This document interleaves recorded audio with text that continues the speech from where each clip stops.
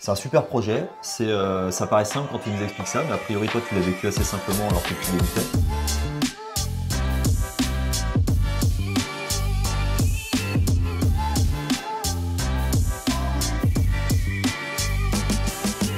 On se retrouve aujourd'hui pour un nouveau cas élève, une belle réussite avec Axel.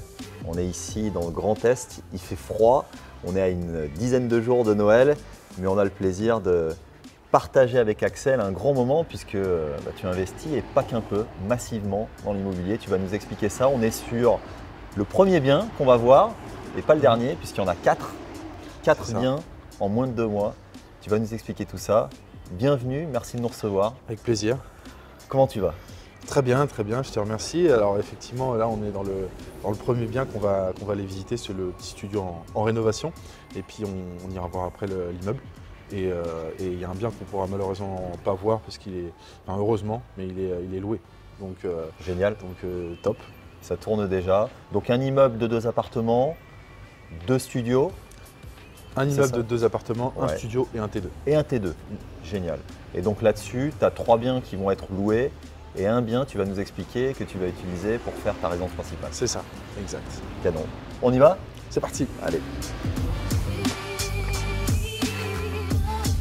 Donc on se retrouve sur ce premier bien. Alors déjà, un extérieur, ça Ouais. c'est un sacré plus. Et puis ce qui est très sympa, c'est qu'on est sur une rue qui est une rue principale de la ville, avec tous les commerces, toutes les commodités, mais on n'a pas les nuisances sonores et on a ce petit extérieur qui est génial. J'imagine que c'était aussi une des raisons pour lesquelles tu as acheté ça. Ouais, c'est clair, c'est la terrasse qui vient mettre en valeur le bien. C'est sûr qu'un extérieur comme ça en plein centre, on est presque en plein centre, Ouais. c'est ultra valorisant à la location. C'est une ville d'à peu près combien d'habitants ici? 3, c'est un peu plus de, sans compter l'agglo, on est à 60 000 habitants. Donc, Ouais, donc une belle ville de province. Encore une fois, il y a tout à pied, il n'y a pas besoin de voiture pour pouvoir tous aller les faire ses commerces sont courses. proches. Ça, c'est top. Et donc, un premier studio. Ce studio-là, c'est arrivé comment? Explique-nous, comment tu as trouvé ce bien-là? Les gens se posent souvent la question. Alors, ce premier studio, comment il est arrivé? C'est simple. C'est un bien qui est arrivé en off-market. D'accord. Donc simplement, c'est un agent que justement que je connaissais un petit peu à la base, mais que j'avais été contacté en lui disant mon projet c'est ça. Il m'a dit écoute, je rentre un bien là justement, et si ça t'intéresse, on va le visiter. Et il y avait pas mal de personnes, il y avait 3 autres investisseurs qui sont venus visiter aussi, mais je me suis positionné ultra rapidement dessus juste un peu plus de 24 heures et ça a fait la différence avec une petite négociation qui est venue faire qu'on a une belle rentabilité sur ce studio. Donc, tu ne l'as pas cherché concrètement? Non. Il est venu à toi au travers d'un réseau off-market que tu as développé. C'est ce qu'on explique aussi au travers de la formation Empire. Et une prise de décision qui a été ultra rapide. C'est un bien que tu achètes vide, puisque tu m'as expliqué qu'il y avait des travaux, on va voir d'ailleurs, on va rentrer et que tu vas entièrement rénover. Là, tu choisis de le rénover, pourquoi? Est-ce que c'est un bien qui n'était pas utilisable en l'état? C'est un bien qui est utilisable en l'état, qui a été loué comme ça, mais c'est pas la destination que j'en ai de celui-ci. Je veux faire vraiment quelque chose de qualité pour que déjà la personne se sente bien dedans et puis que ça soit possiblement loué aussi le plus cher. Faut pas se bien cacher. sûr, pour optimiser ta rentabilité. Voilà, et puis c'est quelque chose aussi qui est peut-être voué à être arbitré, donc peut-être revendu dans quelques années. Donc autant faire quelque chose de qualité tout de suite, autant faire quelque chose qui est aux normes aussi surtout, pour pas avoir à le refaire plus tard. On en profite on est indifféré, qu'il n'y ait pas de locataire dedans, pour justement venir faire les petits travaux dans ce studio. Alors tu fais le pont, c'est parfait sur les aspects financiers parce que les chiffres c'est forcément hyper important sur chaque projet immobilier. On parle de rentabilité, on parle de revente potentielle. Concrètement les chiffres d'achat, les travaux que tu prévois, la location, la valeur du bien aussi après tes travaux, qu'est-ce que ça donne ce bien-là? Ce que ça donne, un bien annoncé 48, négocié 44. Génial. Sur lequel j'ai une attestation locative de 360 € en l'état. C'est-à-dire qu'on peut le louer 360 € là en l'état. Et tu penses le louer combien toi une fois rénové? Je pense rénové? le louer peut-être, on peut aller chercher les 400 €. C'est quelque chose qui est bien, c'est un bien qui est bien agencé, qui est proche école, commerce. C'est quelque chose qui est bien situé avec une terrasse en plus. Donc printemps-été c'est top. Donc 400 €, ça fait 4 800 € par an de revenus sur un bien que tu as acheté moins de 48, que tu as bien négocié de 48 à 44 000 €. Il y a les petits frais de notaire qui sont au-dessus, on est à 10% de J'ai rentabilité. une là. partie des frais de notaire qui sont pris par le banquier pour cette opération et on a Génial. un financement sur 20 ans Ouais. avec un différé de 6 mois Différé de 6 mois. pour les travaux. Comme quoi, donc tu vas avoir pour tes travaux le temps de les faire et Mhm. potentiellement, si les travaux se font en moins de 6 mois, tous les revenus que tu vas tirer, tous les loyers que tu vas tirer, tu vas pouvoir les mettre de côté C'est et ça. pouvoir te créer une petite épargne de sécurité sur ce bien-là, voire utiliser cet argent pour réinvestir encore. C'est ça. On a un des propriétaires qui vend, donc c'est toujours Ouais. plus facile pour lui de vendre à un autre propriétaire plutôt que d'aller Génial. voir un agent ou autre. Donc c'est aussi ça le réseau off-market, pouvoir avoir Exactement. il y a un autre propriétaire de la copro qui potentiellement nous apporte un bien off-market. Donc ça va être intéressant. Et lui, il annonce son bien qui me revend, qui est le même que le mien sensiblement. D'accord. Un studio aussi, juste à côté, juste derrière Ouais. là, qui est, il me l'a annoncé à 50 000 à peu près. D'accord. Donc, j'estime qu'il n'est pas refait à neuf. Et il n'est pas refait. Ouais, donc ça, c'est hyper important. Ça veut dire que potentiellement, tu vas avoir C'est ça. un bien qui va être entre 50 et 55 000 euros dans les mains, que tu auras payé 44 000 euros. C'est ça. Tu auras une centaine d'euros de cash flow. Mhm. Enfin, tout est Ah, parfait. c'est top. C'est un bien ou c'est une opération qui est simple. À Mhm. combien t'estimes les temps de travaux qu'on va voir là? Très honnêtement, en 2 mois, 2 mois. en ça à peine fera- 2 mois, là D'accord. ça fait déjà 15 jours Ouais, qu'on a attaqué. Il reste un mois et demi à peine. On va regarder les travaux de toute façon ensemble, mais il n'y a pas Ouais. grand chose à faire. et je crois que tu me parlais un petit peu de travaux de réisolation, parce Mm. que tu as un DPE qui n'est pas forcément très valorisant, mais au travers d'une réisolation, d'un changement, je crois, d'une fenêtre aussi qui est en simple vitrage, C'est ça. également de changement du chauffe-eau, C'est ça. et puis pose une VMC plus moderne. Mm, On mm. va pouvoir revenir sur des choses beaucoup plus acceptables, on va dire. Donc c'est parfait. Tu nous montres ça? C'est parti. Allez, génial. Voilà, donc on est en plein travaux. Ok, donc on rentre, c'est une petite surface, bien agencée, pas de perte d'espace, on n'a pas de couloir quand on rentre, ça c'est extra, hein, donc on optimise. Ça fait combien de mètres carrés en tout ça? On est à 20 mètres carrés. Une vingtaine de mètres carrés. Espace cuisine pour entrer, je vois que tu es en train de refaire un petit peu tout. C'est Alors ça. explique-nous peut-être ce que tu comptes faire ici. Alors ici, on va faire un petit espace salle à manger.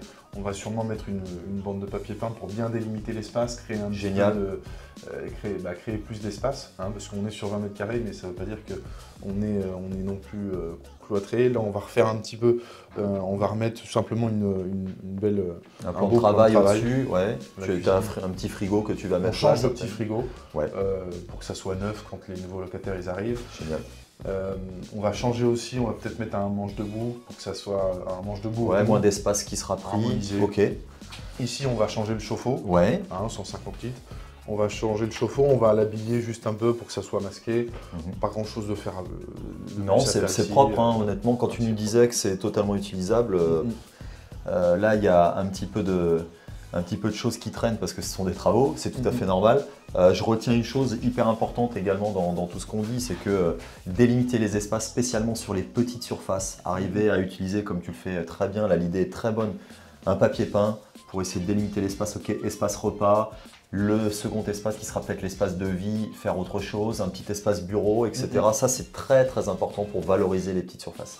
Ouais, c'est top. Donc on Donc rentre là, on dans va passer du coup dans le salon. Ouais. Et puis la chambre. pièce de vie, quoi. La pièce de Hein, vie. Vraiment la pièce de vie, ok. Et là, tu prévois de faire quoi, grosso modo? Donc là, ce qu'on prévoit, on a un petit bureau. Le bureau qui est là, il va se placer sur la droite. Ouais, Pareil, on va délimiter l'espace, un espace de travail avec papier peint. génial. Pour que ça soit, ça crée de l'espace. Ici, on va sûrement mettre un nouveau canapé lit, D'accord. quelque chose de propre. On va, chose importante, on va dire les plus gros travaux, Ouais. c'est l'isolation justement du plafond. Donc, ce qui a D'accord. été décidé, ça va être de faire un faux plafond.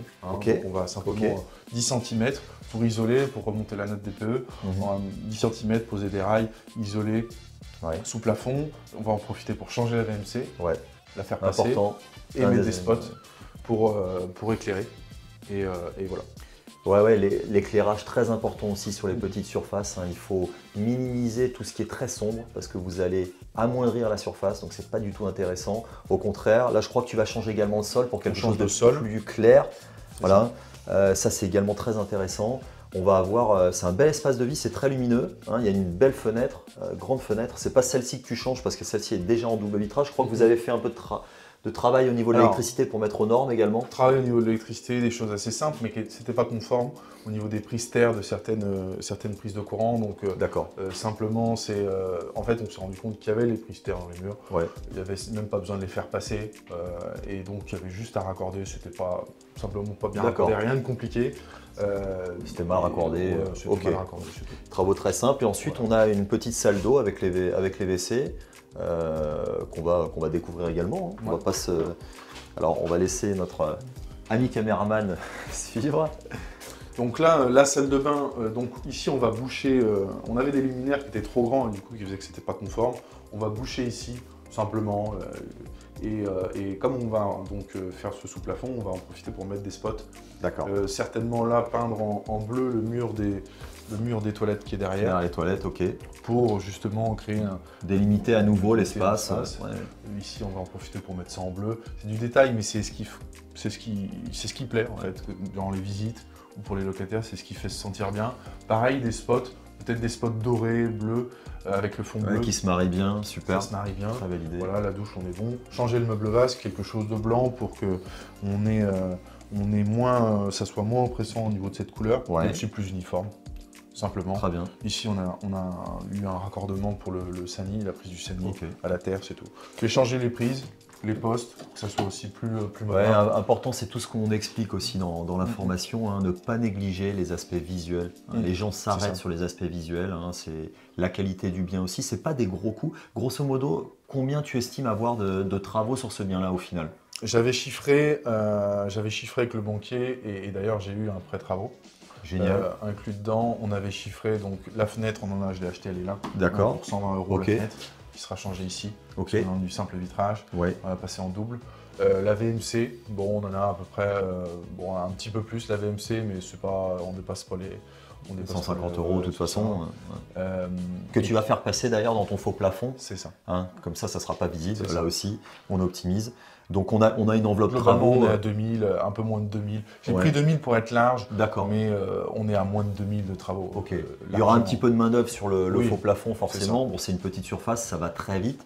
Mais sur une enveloppe de 3000 € de travaux, t'es bien, tu vas avoir un petit peu d'appareillage, un petit peu d'ameublement.